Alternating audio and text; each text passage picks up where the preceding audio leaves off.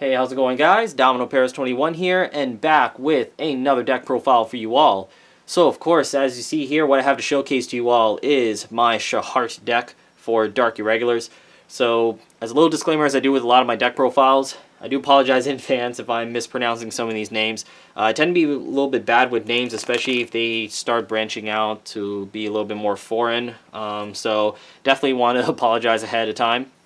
But yeah, for a lot of my longtime subscribers, you guys should definitely know that Amon has definitely been the prime Dark Irregular deck for me for almost a few years now. And I still love Amon. It's a really fun deck to play still, but overall its viability has slowly been, dropping as the game continues to change with each coming set, to where the main strategies I used to utilize with Amon is just no longer viable as a winning strategy anymore. So Scharhrot kind of now has the opportunity to kind of take the reins for Dark Irregulars, especially with the continued darkness support that it's getting. But still, the deck is hell of a lot of fun to play, no pun intended. And overall, I'm really enjoying this deck and really like the way it's testing. So without further ado, let's actually get started. So for grade 3s, we're obviously running the Scharhrot Vampir. Now, a lot of these cards, or pretty much all these cards, has been out for a while now, so I'm not really going to take too much time in explaining what the cards do, but rather their purpose in the deck or their viability in the deck. Now, his Stride Break skill of Slow Charge 2 is, of course, very self-sufficient for himself, but most importantly, the retiring ability while it may not be as impactful as it once used to be, just retiring in general, but it's still something for your opponent to play around and something to keep in mind, and it can still punish players who may not have the ideal cards early on to kind of set up an ideal board, so it can kind of make them second guess of maybe committing some key cards they may need later that they don't have in multiples of early on. So I do like that retiring ability, and he's very self-sufficient, and most importantly, this artwork is really slick. I'm really starting to like this artwork now, as I'm playing with this deck. So yep, definitely got to run the 4 of that.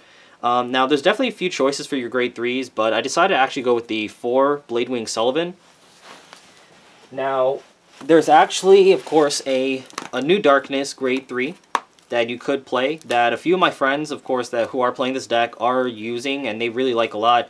And through my testing, I've actually disliked the Sullivan a lot more. And this is just the Darkness grade 3. I'm speaking of. So this card itself is actually pretty self-sufficient, being able to cycle through your darkness cards into the soul to add more to soul, being able to draw a card, which is nice, countercharge, and retire. Definitely a lot of great skills going off at the end of turn for him, and then of course his on-play skill to get some darkness cards and soul is good. But an issue, at least I had personally, with my testing that I've done with the deck and the few local tourneys I use this deck in, I've always was always on edge on decking out, and especially with G guards, it's a lot harder to kind of finish your opponent in one turn the first time you use Guild Array. So you definitely have to buy a few extra turns or so, oftentimes, just so you can get your win condition in. So oftentimes, I'll reach towards the end of the game, I'm getting really close to decking out. So I just want to have the 4 Sullivans just to better guarantee myself having him late in the game, so that I can use him in combination with with T-Bold, because T-Bold is actually a card that allows you to reshuffle your drop zone into your deck. Card's definitely been so clutch for me, and I really just don't want to run less than 4 for that reason. And also at the same time, so oftentimes I would like to use Scharhrot first to, take advantage of his self-sufficiency and his retiring ability a little bit early on.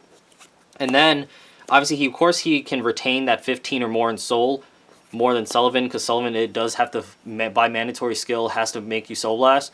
So I'll just kind of use this, reap the benefits of what he offers, and then I'll just go into Sullivan, recycle my drop zone to not deck out, and also at the same time, it'll allow the T-Bolt continuous skill for +10 to front row to go off, which there was actually a few times where I won solely by just using T-Bolt without ever going into Guild Array, surprisingly enough. So I definitely like that combination between the two for what I found with my testing. So I definitely found this to be really solid. Now next for grade 2s, you have your 4 Demented Executioner on play. What I like is, of course, it's not GB skill. It's not GB so you can actually use it turn 2, which is nice. So on play, check on Rearguard, check top 7 for a Darkness card, and add it to your soul. So primarily your target is going to be Enigmatic Assassin, because she's going to be like the main contributor to your win condition, and she really makes a difference in in the games I've won, just for hitting those sheer numbers with Gilderay, and I've even done some cute plays with popping her out of soul to use a Tybalt. So I'll explain a little bit more when I get to those cards, but of course, obviously you have more Darkness targets, but this is like the prime target you're looking for. It's free, which is great, and his Counterblast skill to gain essentially +5 if you have 10 or more in soul is okay. It can reach those numbers later in the game situationally when you need to, but although this deck is pretty efficient with counterblasting, that it could make a difference if you utilize them a little bit too much for that counterblast. So definitely, definitely plan ahead on your efficiency with counterblasting when you're considering using that skill. The next you have your 3 Doppel Vampir. I like this card a lot, not mainly for the fact he does have like a Silent Tom skill of no zeros when you have 15 more in soul. I never really was presented an opportunity where it was actually it made a difference in my wins. But what I like is the fact is that primarily he's just a standalone attacker with 6 or more in soul because he gains +5 for free. So with the Dark Irregulars, especially with my luck sometimes, I just hardly ever have an ideal boosted field, especially with this deck. So it's always helpful to have an attacker that can attack a Vanguard unboosted. So definitely a very good card for the deck. Then I run 2 Flying Librarians. This is like easily one of my favorite cards in the deck because it does so many things for Dark Irregulars that I just wish that Dark Irregulars had more access to. Primarily, just the ability to draw is really good. Because with Dark Irregulars, I'm always gonna try and just take advantage of any skill that can allow me to draw a card as much as I can. Soul charges 2, and of course it pays for itself if you have 10 or more in soul. So definitely a very, very efficient card for this deck. I'm definitely excited for any future Dark Irregular cards that allow me to draw, because that's what DI players really are starving for. Then these last 2 cards for Grade 2, this is kind of like the tech slot in the deck. These can be virtually whatever you want as long as it makes sense for what you're doing. But I'm actually currently right now trying out 2 Succubus of Desire. At first glance, it wasn't a very, I don't know, it didn't seem like a really good card, but with some of the interactions I actually use with this with her, and primarily I am focused on my turns using my Scharhrot stride. I definitely like to have cards such as like Flying Librarian or even her that can have sufficient skills before getting them dragged into the soul with Scharhrot's cost. So a few things you can do is you can. Oh, well, for her skill, that is, her Darkness skill, she gains the ability to boost. So she's essentially an AK booster, which can go well with Flying Librarian for 16. And then her non-Darkness skill is when your other unit attacks, you put her in soul and give +2 to another unit. So ideally, if you boosted, then you can put her in soul and give +2 to another unit. Primarily the setup you like to go for, especially when you're using Scharhrot stride, you Flying Librarian, reap the benefits, use that as a booster, and then you want to get one of your 14k beaters out here. That way you don't have to commit a card just to hit an ideal number with this, because ideally you still want to force your opponent to block for 10k, so that it's 10ks you try to force out from their hand as much as possible and as efficiently as possible, so they have less 10ks to deal with the Gilderay or even him because he blocks Sentinels. So ideally you would boost, put him in soul or her in soul, and then give this +2 so it's 16. So it definitely has some nice interactions there. You can like Dark Knight of Nightmare Land, the crit, give your Vanguard +3, boost attack, and then give it +2 so it's another +5. So there's definitely a few interactions I like. I tried like Tragic Claw in this deck, but I didn't find any use for it, at least for my testing. But honestly, they both can easily come out for another Flying Librarian and another Doppel. So like I said, it's more of a tech slot.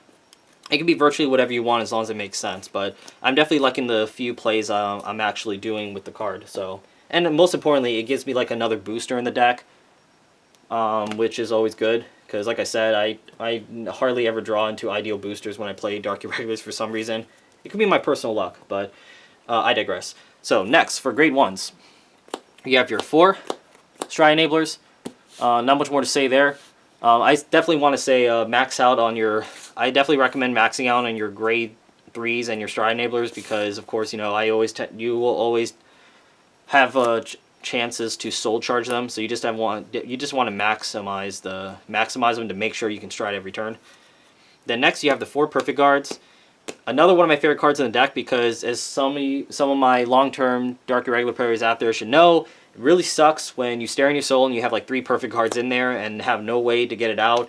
Because especially with Generation Break, you need to have a perfect guard nearly every turn. So, of course, with her skill, if you don't know, while she's in the soul, you have Darkness active. You can retire one of your grade 1 less rear guards, add her to hand. So, really efficient because so pretty much I'm always guaranteed to get a perfect guard, and it's kind of like a way to search a perfect guard. Cause if I soul charge her, then I can I can pick her out of the soul. So it's kind of like a way to search for her, in a way. But another thing too, something that can awkwardly happen is your opening hand consists of just 2 grade 1s, these 2 here, and you really want to save the stride enabler if you can, just so you can have a way to make sure you can stride the minute you ride 3. So with every other deck, when you're in this situation, it sucks to ride a perfect guard because that's 1 less perfect guard you don't have in your deck, and you still need perfect guards. It makes it so that if I'm in this situation with this deck, I can freely ride the perfect guard, knowing that I can get it out of my soul whenever I need to, if I need to, and that way I can just make sure I can stride, because obviously striding takes priority over everything. So there's definitely a lot of efficiency with that. So that's another reason why I like her, and plus she's a succubus, and I like succubus. Then next, for last of the grade 1s, I only play 12. So you run Serpent Charmer. So people do play D Creeper, which honestly, D Creeper can be good in situations. You can shove him in soul for the Scharhrot stride, or it allows you to soul charge to get to 15 if you're constantly always soul blasting to 13 with Sullivan. But I found Serpent Charmer to be very good because for me, I'm always about that insurance or that failsafe for myself, because deck out, like I said, could be a thing. So it acts as a failsafe for Scharhrot, because if I can't get into my Sullivans and I just need to just add a few other cards in my deck just to make sure I can get another turn of triple drive to not deck out and just try and win next turn, he's that failsafe for you, and very self-sufficient. Because of course, pretty much for free, he's gonna be a 9k during your turn, because you're always gonna have 10 or more in soul expectedly. So obviously he can just attack interceptors unboosted, which is nice. He can, of course, make some nice numbers, especially with Librarian, just to make sure you get an ideal number with her. And of course, with Scharhrot, you can just shove back all those. You could shove back triggers that you've been soul charging and actually make a much more threatening, compressed deck as well. And of course, being the fact that he draws to replace himself is really good, because it makes it so that I can freely call him, use him as an attacker as I please. And then at the same time, since I can draw, it's like a card that he replaces himself back to my hand, basically, so at least I have a card to guard with during my opponent's turn. So yeah, definitely a very efficient card in this deck, so definitely like him a lot. Now for zeros, so for starters, of course, we're still sticking with the Bat Guy. Because he's really the best starter for DI still, because 1, he guarantees 3 soul charges for you, and he allows you to draw a card. And like I said earlier, with Flying Librarian, any chances I can take to get a free draw with Dark Irregulars, I'll do it. And obviously he's a Forerunner, so you definitely need as much efficiency as you can out of your DI cards. And then of course I am running the 2 Enigmatic Assassin. I think this is almost a standard now for Dark Irregulars now, for how powerful she is. And with Darkness getting an extra set of support just to make her more valuable, because there's now more consistent ways to get her in the soul, she becomes super viable for the deck. So Enigmatic Assassin, if you don't know what she does, at the beginning of your attack step, you can pull her out of her soul. If you have 10 or more in soul, she gains +5. If you have 15 or more, she gains +10. So essentially, they both do add up if you have 10, so she would be a 20k. So obviously with behind Gilderay, she'll make 56k.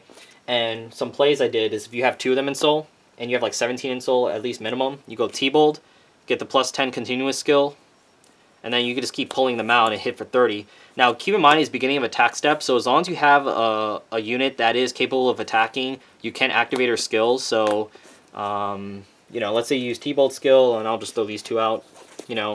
You can attack with these, beginning of attack step with your Vanguard, you can just pull these out, you know, attack, and there's like 30, so there's some nice plays you can do there, or simply just use it as a booster, which is her primary use for me, for the win condition.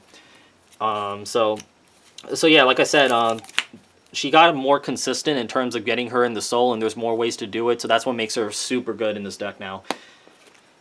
And then triggers, should be simple. I just run One-Eyed Succubus, 4 Dark Knight and Nightmare Land, which I threw it in here somewhere for example. So 8 crit.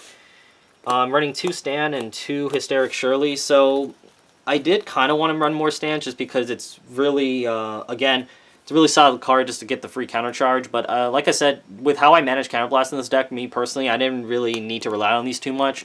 And I just want to max out on these crits because these actually have skills that are very useful. The Shirleys, I want to keep it down to the minimum of 2 because getting extra, just a free draw, obviously the draw trigger is still important to land with DIs, but most importantly, she's that like guaranteed soul charge 2 that you really definitely want to keep in your hand, especially if you're stuck on Sullivan. Your opponent's there's usually easy ways to kind of force that soul blast down to 13, so you just need an enabler to a card that can just enable like a 2 soul charge instantly, so you can go straight to Gilderay if you don't have like a Scharhrot to ride into. So that's where Shirley comes in. So I find this is fine, and plus with just 2 draws, it's a lot easier to manage the draw triggers to make sure you don't like deck out on the drive check.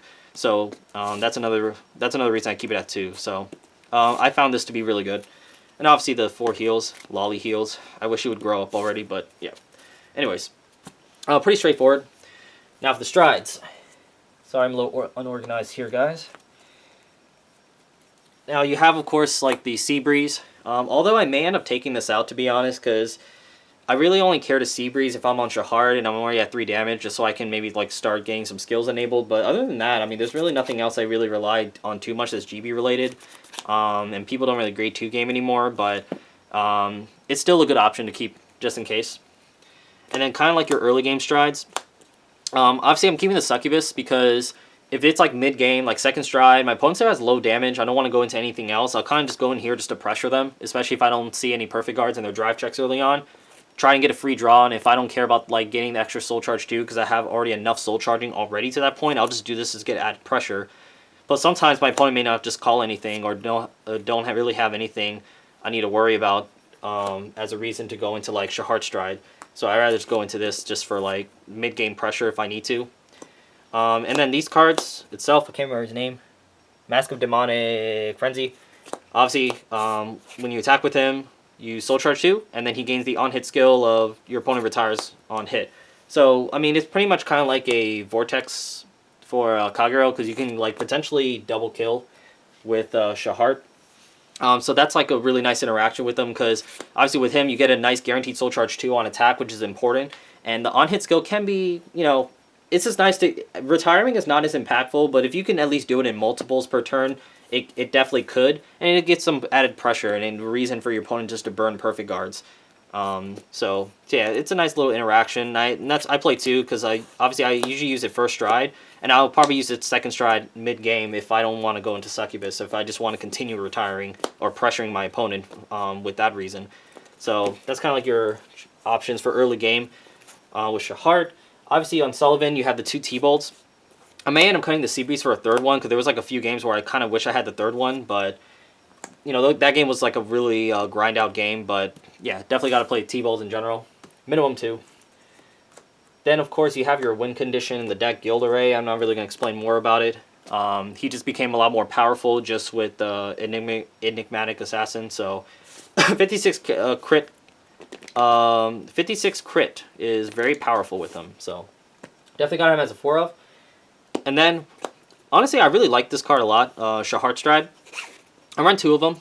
So what he does, in case you don't know, is on attack, you counterblast 1, take all your rear guards, put them in the soul. If you have 10 or more cards in soul, gain +10, retire all your opponent's rear guards. Excuse me, guys. And if you have 15 cards or more in soul, your opponent cannot guard with sentinels. So obviously you can't perfect guard them. They can guard with everything else, but no perfect guards, which is fine, because it forces cards from the hand if they choose to block. He doesn't get any extra crit.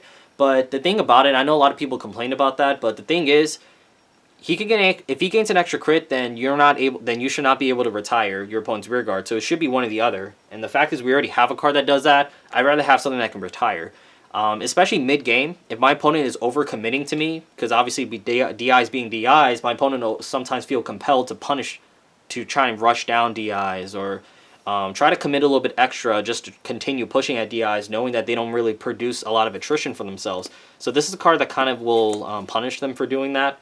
I definitely created a few tempo swings doing that. Like I'll blow up there'll be like a 4 or 5 damage sometimes, and if I don't really want a Guild Array, because maybe I don't have a big setup like with Assassin, so it's only gonna be hitting like 36 only, I'd rather just go into this, hit for the same 36 to kind of bait out no perfect guards, bait out cards from their hands, just to guard this, but then take out their whole field. So it definitely swung a lot of tempo in my favor doing that. So I found this card to be a lot better than I thought. You just gotta be careful how you commit early on, because obviously you're gonna lose them when you go with him. So that's why, like I said, I like to have cards in my deck that can attack unboosted or have some kind of efficiency when they come onto the field, because I don't want to commit too much, and knowing that I'm going to lose these cards that I'm dropping down a little bit early on leading up to him. So overall, I really like this card a lot. I think he's better than what people give him credit for, but you definitely have to be careful with how you use him, because you could just screw yourself over if, like I mentioned, if you commit a little bit too much or use this at the wrong time. So there you have it, guys. That is the deck for you all. Hope you all liked it. The deck definitely can go with a few changes as far as the tech choice is concerned, some of the ratios.